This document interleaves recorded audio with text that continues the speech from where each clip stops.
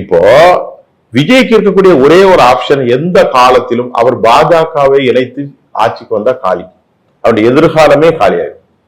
DMK இதுவரைக்கும் ஜெயிச்சது minority ஓட்டு 16%, 17%. முதல்ல இஸ்லாம் சமூக ஓட்டுகள் மாறி இருக்கிறது. பாளையங்கோட்டையில கிறிஸ்தவர்கள் ஓட்டு வாங்கி இருக்கிறது.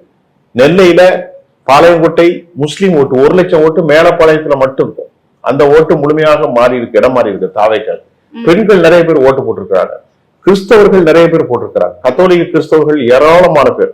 நான் ஏற்கனவே சொன்னேன், திருநெல்வேலி, மதுரை, திருச்சி, தூத்துக்குடி, கன்னியாகுமரி இந்த மாவட்டங்கள்ல இருக்கக்கூடிய கூடுதல, பெரியதால, முட்டம், அப்புறமா நீங்க பாத்தீங்கன்னா மணப்பாடு, ஆலந்தலை, திருச்செந்தூர், வீரபாண்டியப்பட்டினம், தூத்துக்குடி இந்த கடலோர பகுதியில் இருக்கக்கூடிய கத்தோலிக்க கிறிஸ்தவர்களை பேட்டிக்கண்ணேன் 6 மாசத்துக்கு முன்னாடி. நாங்க தாவைக்கு தான் போடுவோம் சாச்சா அப்படின்னு என்கிட்ட சொன்னாங்க. அதை நான் பலமுறை பதிவு செஞ்சேன். இன்றைக்கு அது நடந்திருக்கிறது. புரியுதா?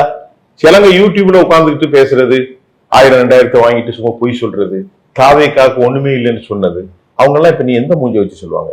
ஒரு செய்தியாளன் உண்மையை மட்டும்தான் சொல்ல வேண்டும். இப்போ இதோட நான் திமுக அழிஞ்சு போச்சுன்னு சொன்னா இல்லை, அதுதான் தப்பு. இந்த முறை அவர்களுக்கான வாய்ப்பு மங்கி போயிருக்கிறது. இப்ப தாவேக்காவுக்கு எந்த கட்டமைப்பும் கிடையாது. தமிழ்நாட்டு மக்கள் இவ்வளவு பெரிய பொறுப்பை கொடுத்திருக்காங்க, சாதாரணமான பொறுப்பு இல்ல, மிகப்பெரிய பொறுப்பை கொடுத்திருக்காங்க. அந்த பொறுப்பை கட்டமைத்து அவர் இல்லை என்றால் அவரை தூக்கி வீசி போடுவார்கள். நல்லா புரிஞ்சுக்கிட்டா உங்களுக்கு? சும்மா டான்ஸ் இப்படி ஆடிக்கிட்டு இருக்க முடியாது. புரியுதா உங்களுக்கு? ஒரு முதலமைச்சர் வந்தோம்னா இனி அவர் அவர் கொண்டாட்டி விஷயத்தெல்லாம் அவர் கணக்கு பண்ண சரி பண்ணணும். சங்கீதாவை வாழணும், இல்லைன்னா ஒழுங்கான முறையில அரசாங்கம் விடணும். இன்னும் திரிசாவெல்லாம் கூட்டுக்கிட்டு ரோட்ல அலையக்கூடாது. மக்கள் அதை விரும்ப மாட்டாங்க. தமிழர்களுக்குன்னு ஒரு கலாச்சாரம் இருக்கிறது, ஒரு பண்பாடு இருக்கிறது. ஒரு திரைப்பட நடிகை, நீ திருமணம் செய்து உனக்கு 2 புள்ள இருக்கு, நான் எல்லாத்தையும் பேசுறதுதான், எல்லாம் இயற்கை. தமிழ் மக்கள் எல்லாத்தையும் பார்ப்பார்கள், மானத்தை பார்ப்பார்கள், கண்ணியத்தை பார்ப்பார்கள்.